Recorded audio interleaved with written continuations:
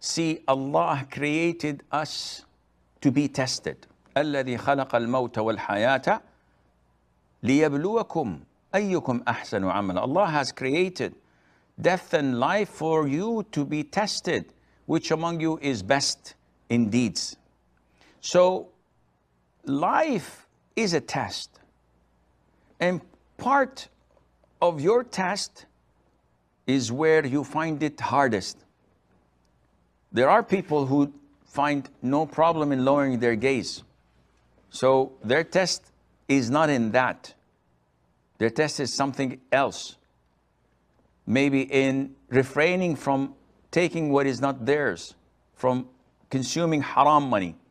To you, if I tell you, give me 1,000 euros and I'll return them 100,000 tomorrow as riba, you said, A'udhu billah, I will never ever dream of consuming 1 single euro of riba. You're crazy.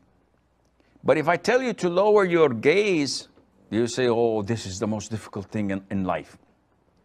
So Allah tests every person, every individual, according to what is most difficult for him.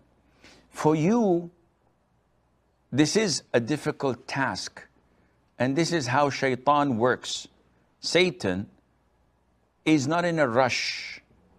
He's willing to wait a month, a year.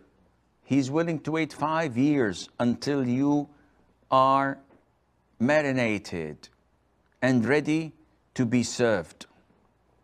So he takes you bit by bit in fighting your Islamic beliefs that calls you to lower your gaze. So you lower them 9 out of 10.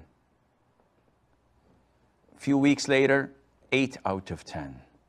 Few months later, 3 out of 10. Next year, you don't lower your gaze at all. And you justify this by saying, I'm not being affected by anything. This is normal. Everybody's looking. No one is raping anyone or jumping on other women.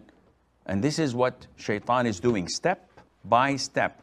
Then he takes you further to communicating, to socializing, to cracking jokes, to leaving an impression on the opposite gender. Then maybe shaking hands, touching, maybe going for dinner, going for a cup of coffee, dating, and then you know what happens. My place or yours. This is how shaitan works. So